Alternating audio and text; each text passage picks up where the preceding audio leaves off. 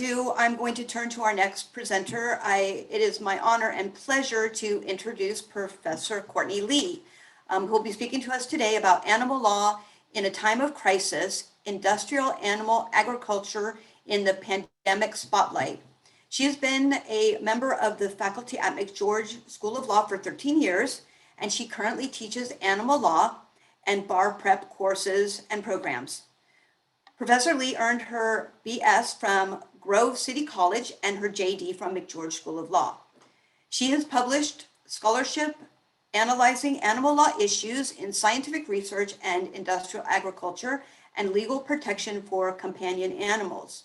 Professor Lee has presented domestically and internationally on these and other topics, and she is active in various national organizations focused on animal law. She also mentors students participating in the McGeorge chapter of the Animal Legal Defense Fund, as well as those writing about animal law issues for Law Review. She also oversees our bar support program and has been an influential force in improving our bar pass rate, which the Dean shared with you this morning. Please join me in welcoming Professor Lee. Thank you so much, Dean Navarro. Can everyone see my screen? I just shared it. Yes. Okay, great, thank you. Thank you so much for that lovely introduction, and thank you to all the organizers for inviting me to be here today, and for all of the attendees for being here today. When I was asked to present on animal law, it was a little bit difficult to narrow it down.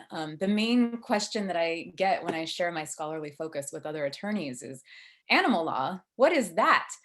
And really the answer is animal law is all law. In fact, when I teach the animal law course here at McGeorge, we break the syllabus down according to substantive area. We have a criminal law module, a tort module, a constitutional law module. You'd be surprised how many standing issues come into play in animal law.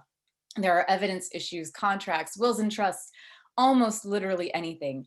So it was a challenge to narrow that down to a presentation that might be interesting to a wide variety of people, which I hope this will be for you.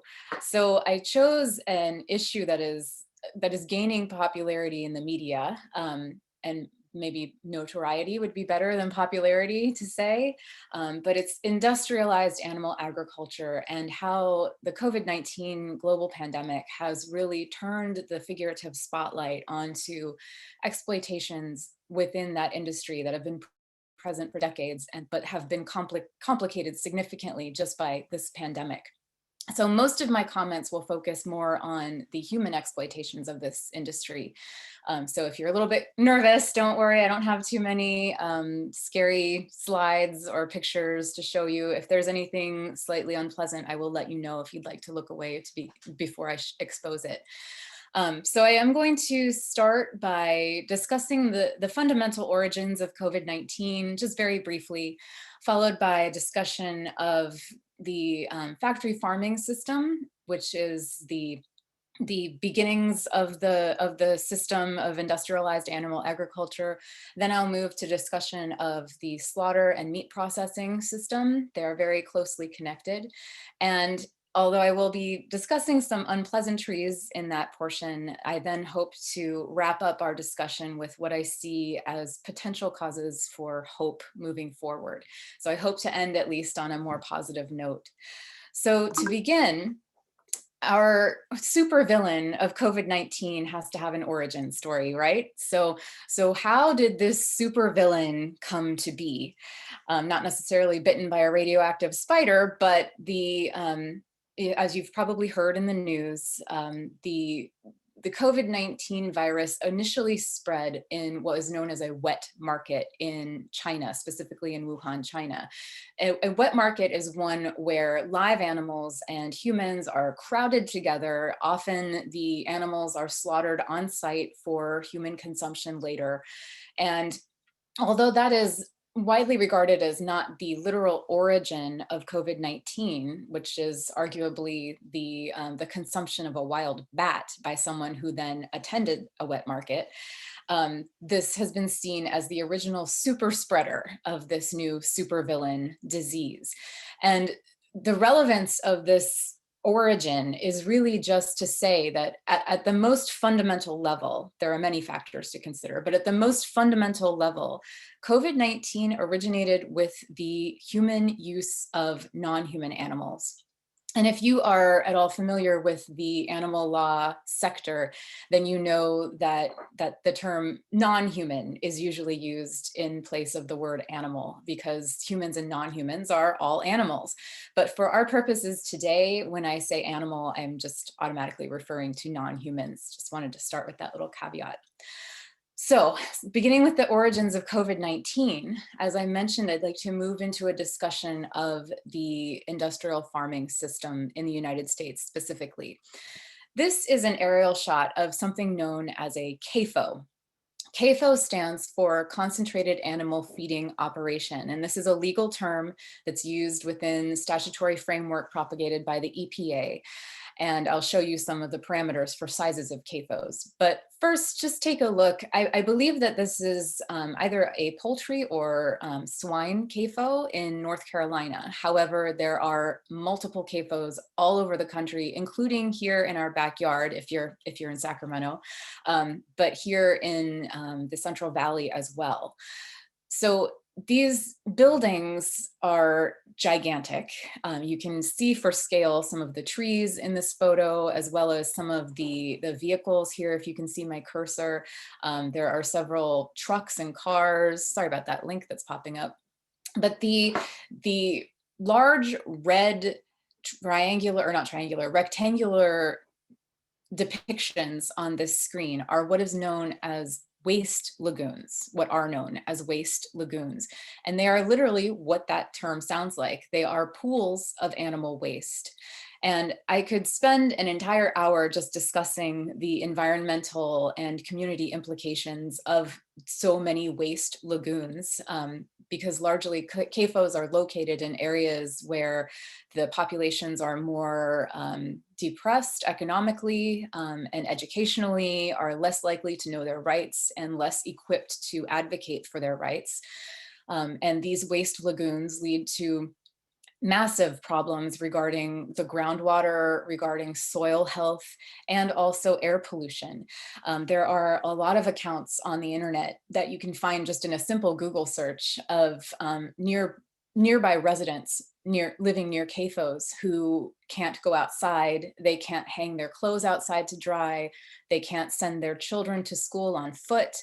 I mean, just imagine if you are literally living in an area downwind of these gigantic pools of animal waste. Complicating matters is the fact that CAFO operators, in order to reduce the levels of these waste lagoons, because they do fill up, they will take industrialized sprayers and spray the waste on nearby fields. And that sounds all well and good, right? Because manure is a fertilizer. However, as you know, the wind changes, and often for these residents, they literally live in animal waste rain on a regular basis. So again, that's digressing a bit from my focus today, but I just want to share the environmental consequences that have always been present in CAFOs, now that I move on to the pandemic related consequences. Okay, so CAFOs by the numbers. Again, as I said, this is a statutory term, and these are the numbers that the EPA uses in order to designate small, medium, and large CAFOs. I won't read them to you, but you can see that they are very, very large, especially when you consider the size of the animals in question. The graph here is very telling, I think. If you see the orange line, this represents the number of billions of acres of land used for farming in the United States. The dark blue line indicates the number of farms, and you can see it drastically starts to decrease around the mid 40s, while at the same time, the green line increases. This represents the average farm size. So what this says is that keeping the amount of land constant, the number of farms has decreased by about 5 million, while the size of those farms has increased significantly.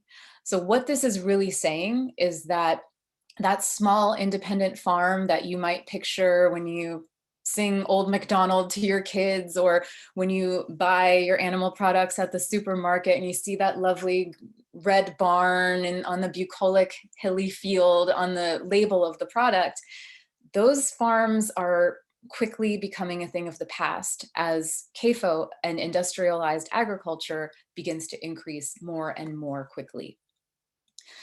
So regarding CAFOs and disease, I'd like to first talk about the animals within CAFOs. And again, this is nothing graphic, but respecting disease. As you can see in this photo, animals have been genetically manipulated and specifically bred in order to increase their size more quickly. So as you can see on the left, that's the picture of a chicken at day 68 in 1950, whereas on the right, that other chicken was about twice or maybe 3 times as large at day 47, was from 2008. And that's just one graphic depiction. Animals have been genetically modified for many years to serve the prime goal of the CAFO operation, which is profit. Profit above all else. Profit above animal health, profit above consumer health and well-being, and profit above worker health and well-being.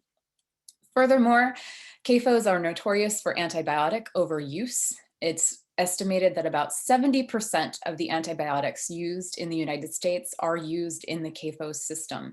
This in turn leads to antibiotic resistance, both in the animals themselves as they consume so many antibiotics, but also for the humans who are working with those animals, and for the consumers who then eat the products made from those animals.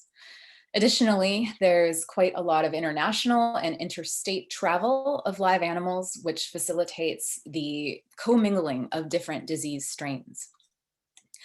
So CAFOs can often be considered to be massive disease incubators because of these factors. Furthermore, they are characterized by huge overcrowding issues, by little or no ventilation within those buildings that I showed you in one of the first slides, and by just general squalor that is inherent in having that many animals crammed together in such a small space. I do have some pictures of the interior of various CAFOs. I don't think they're necessarily too upsetting, but if you have an especially weak stomach, you can look away.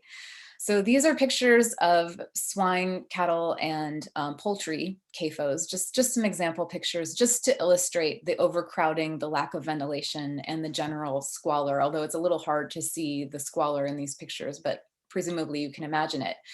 These conditions lead to very easy virus and bacteria transmission.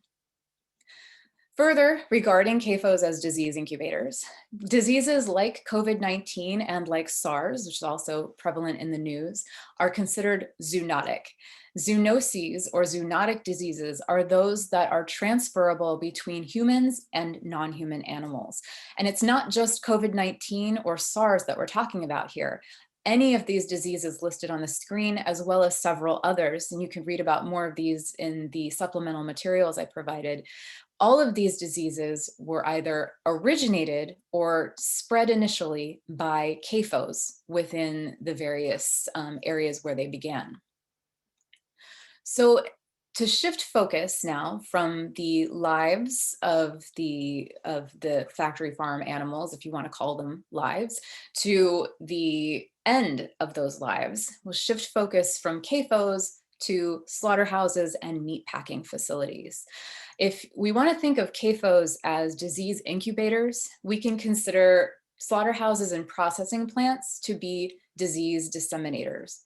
And you can just look at this one picture here on the slide to demonstrate just how closely the workers have to stand in a typical meat processing plant.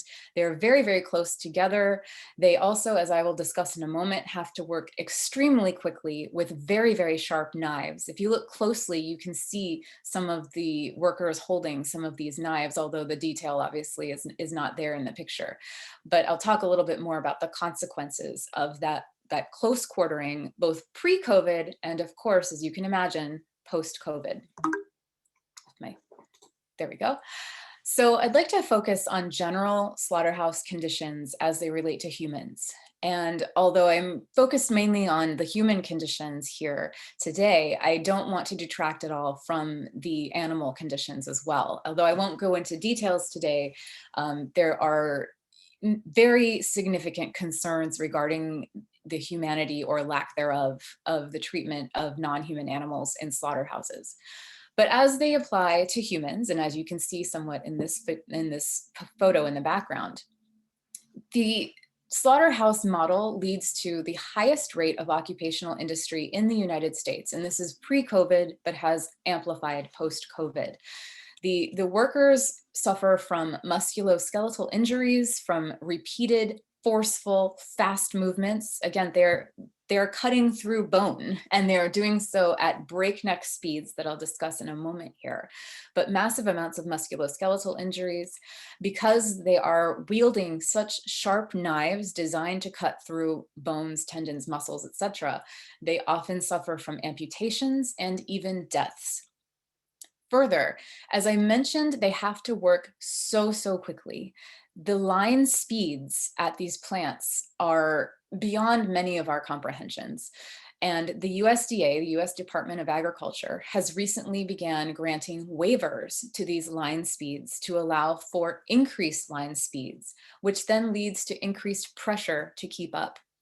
As an example, in the past, before these line speed waivers became an issue and began being granted by the USDA, the pig maximum number of slaughter was 1,106 per hour in one location.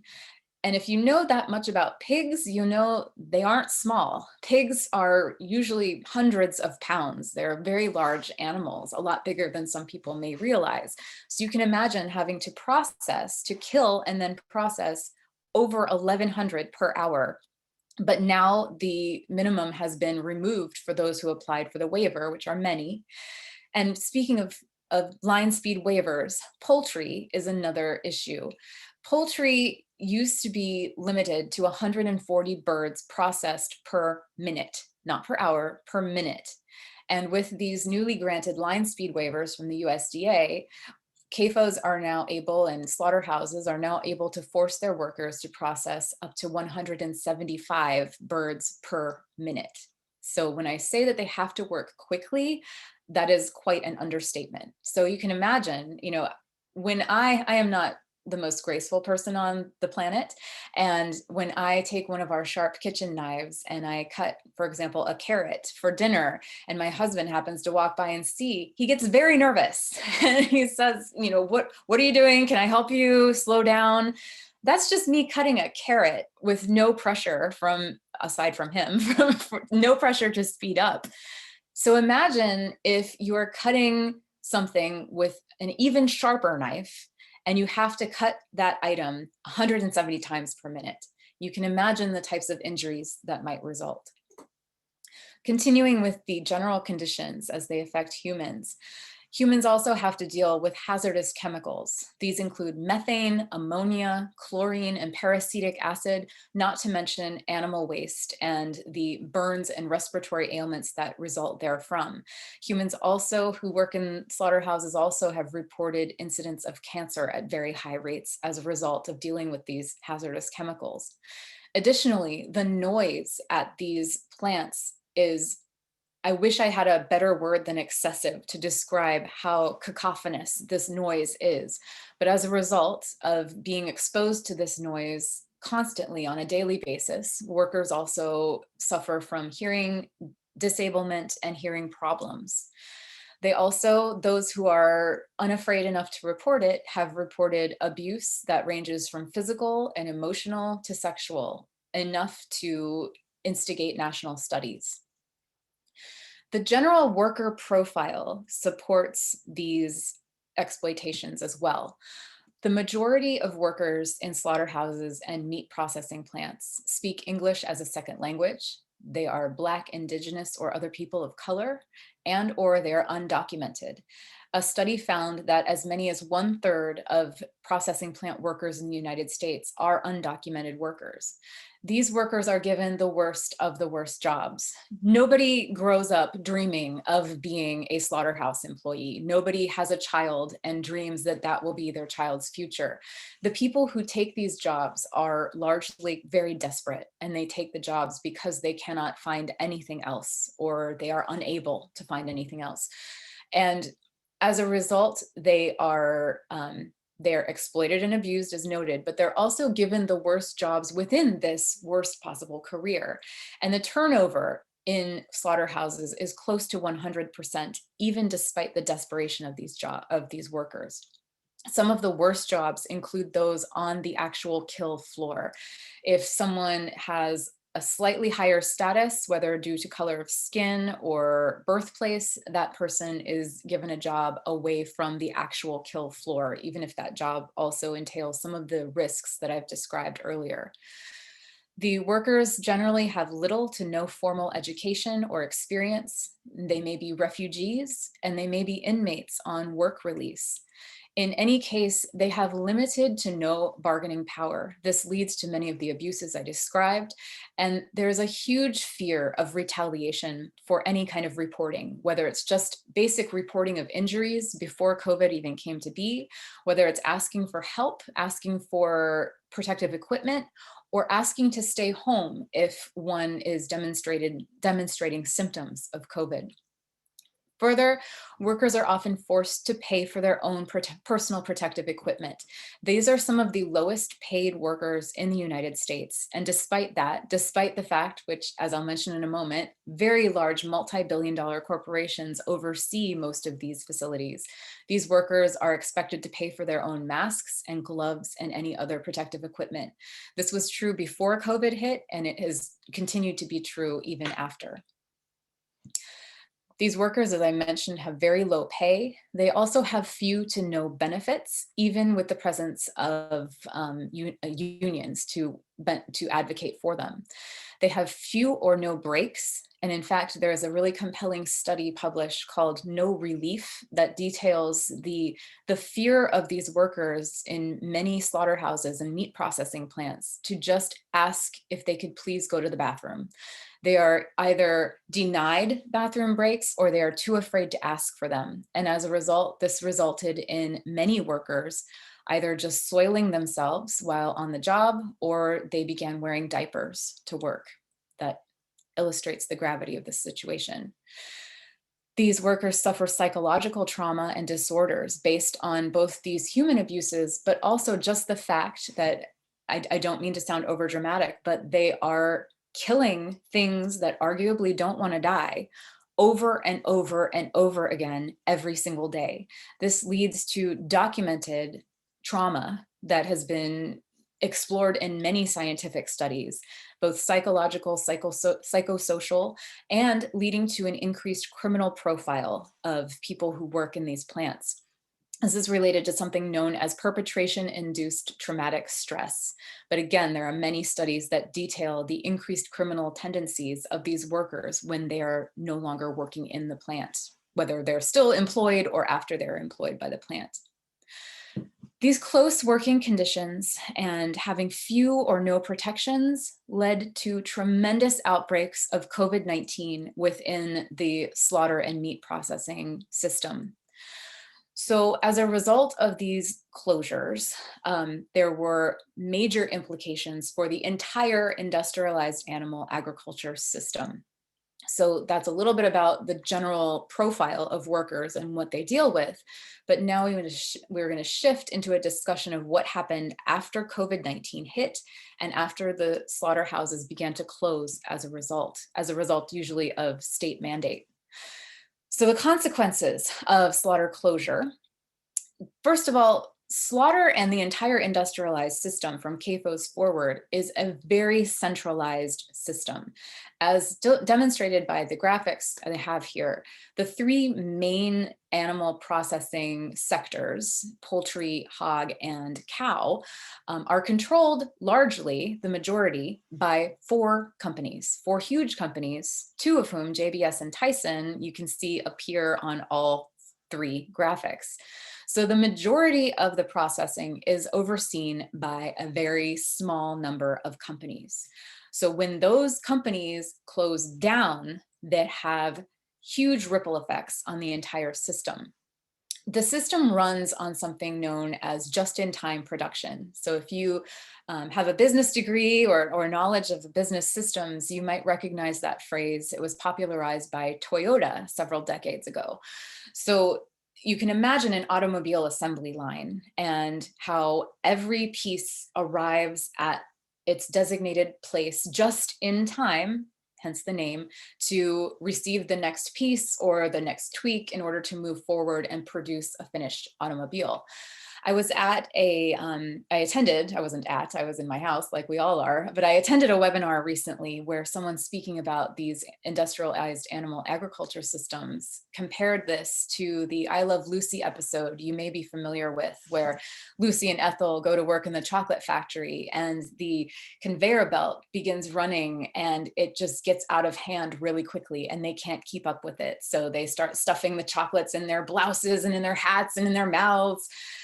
And that's silly and it makes us smile, but this is really no laughing matter. These initial closures due to COVID of these slaughterhouses and processing plants led to massive bottlenecks that are comparable to that I Love Lucy episode. Because of these closures, there was nowhere for CAFOs to send the animals that they had prepared for slaughter. Similarly, they didn't have room to keep the animals because due to this just-in-time system, there were new animals being born and brought into the system that were scheduled to take the place of those that were to be sent to slaughter. So they faced this conundrum and they didn't have any kind of infrastructure in place to either just make room for the new animals or to move the older animals outside to make room for the new animals. You know, this is a lot different. I have 2 cats, and if I found a cat on my doorstep, then it would be inconvenient, but I could find a way to bring that other cat inside just for a little while until I could find a home. But it's a lot different when we're talking about tens of thousands or potentially even hundreds of thousands of animals. Unless that infrastructure is already in place, it's not a question of just finding an extra room to put these extra animals.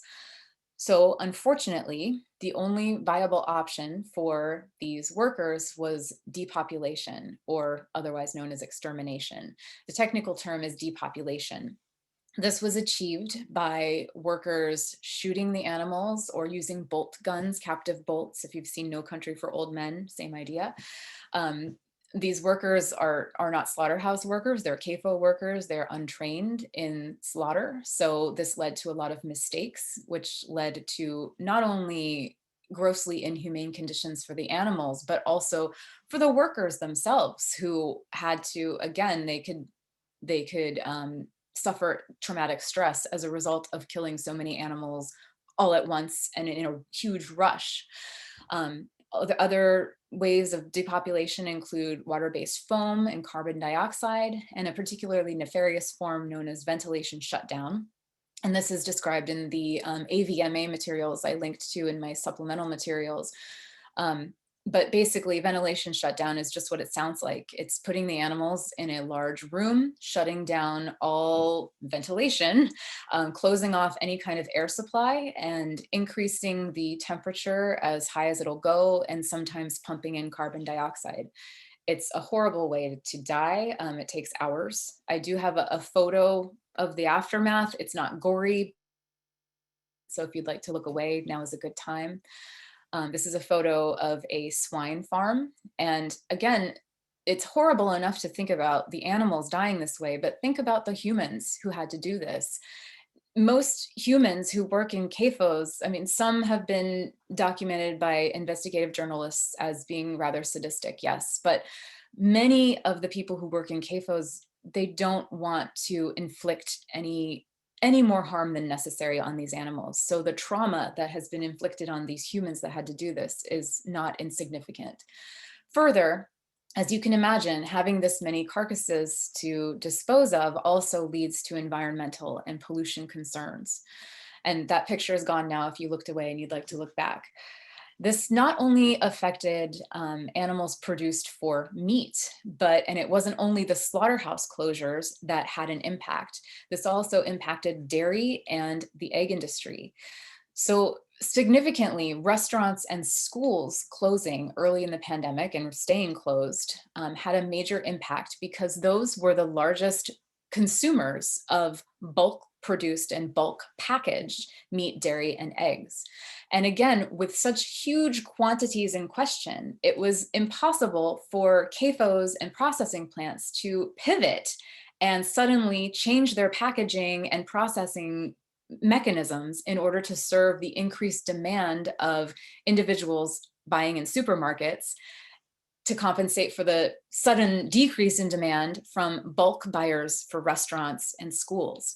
And just as a note, this demonstrated that industrialized animal agriculture is very, very efficient. And that's why it has become so popular around the world. But it is not resilient, and it is certainly not adaptive. One little change to the cog of the just-in-time structure, and we are left with a situation like that I Love Lucy episode. Further, I'd like to note that this situation does not only apply to meat animals or dairy or eggs, it also applies to the fur industry. And this is more of a problem in the European Union, but there are fur farms here in the United States as well, usually in the northern Midwest. This is a picture of a mink, pretty cute, right? But the COVID pandemic has also ravaged fur farms as well.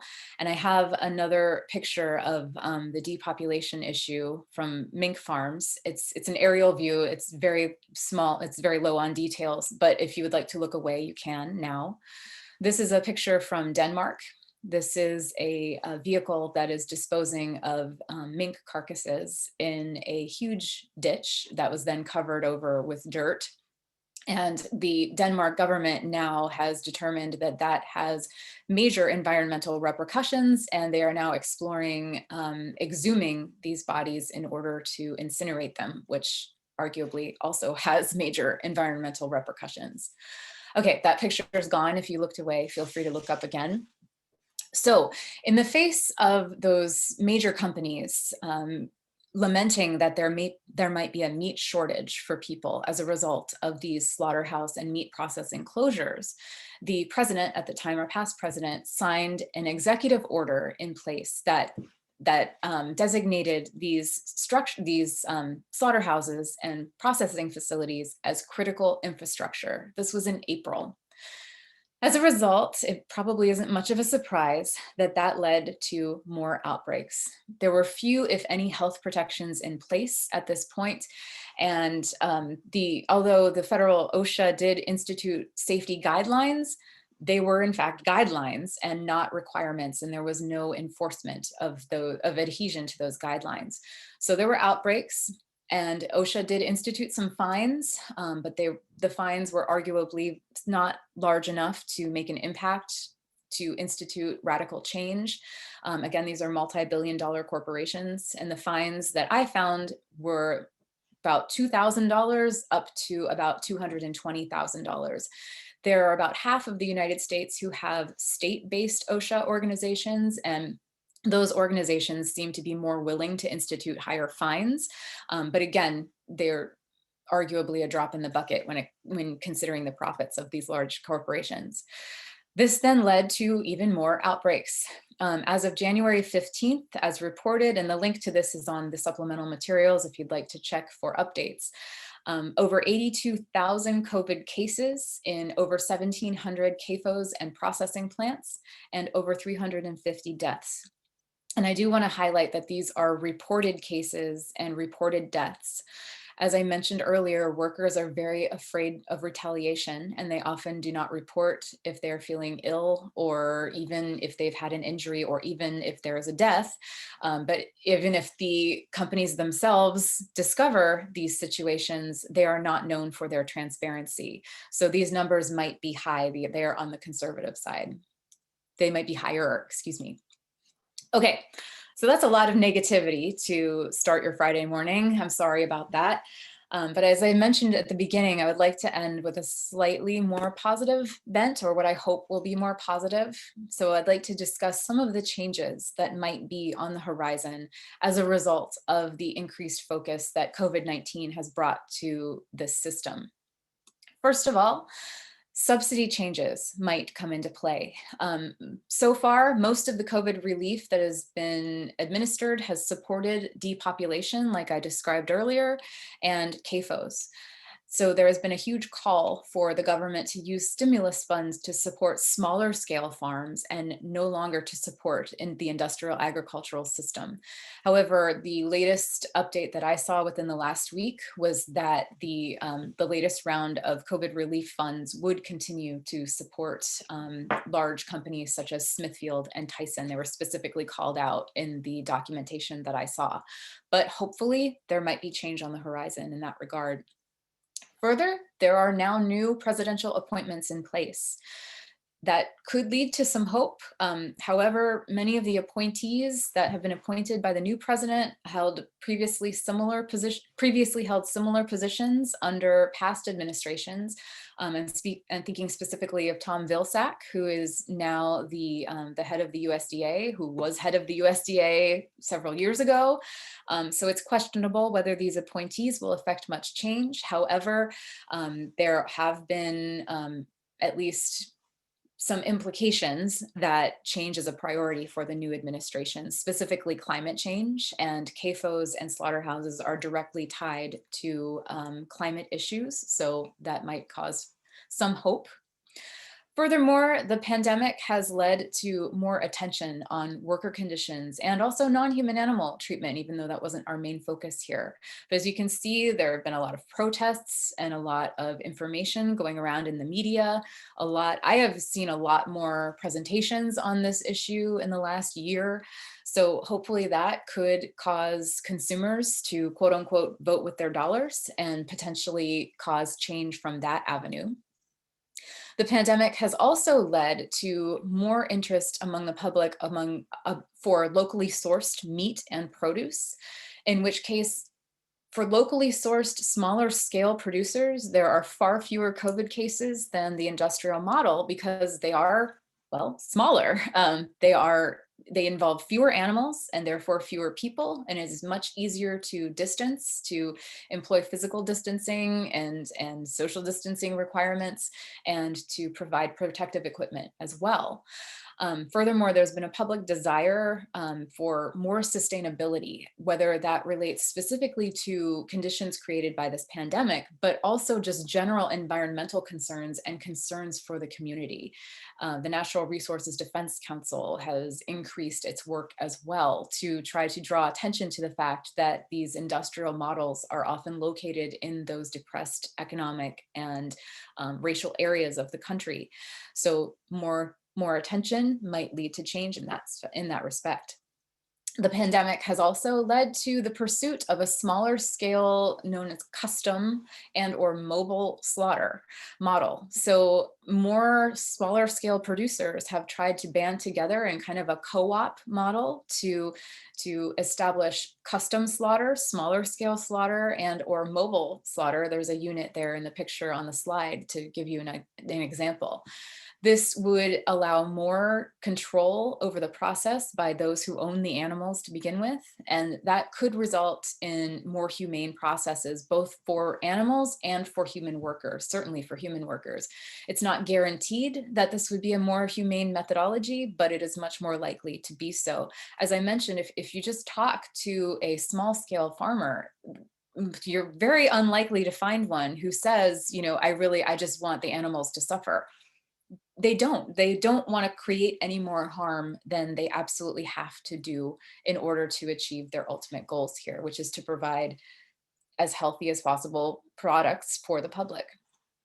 There is a bill that was proposed within the last 5 years called the PRIME Act, and its goal would loosen federal inspection requirements from the USDA and the FSIS for sale of animal products that were that were to be sold within state boundaries. Currently, these custom and or mobile slaughter units have to be inspected by federal inspection agencies in order to sell their products. However, the Prime Act, if passed, would loosen those requirements, although they would still have to adhere to state standards, and would allow these units to sell non-bulk quantities of animal products to consumers within state boundaries.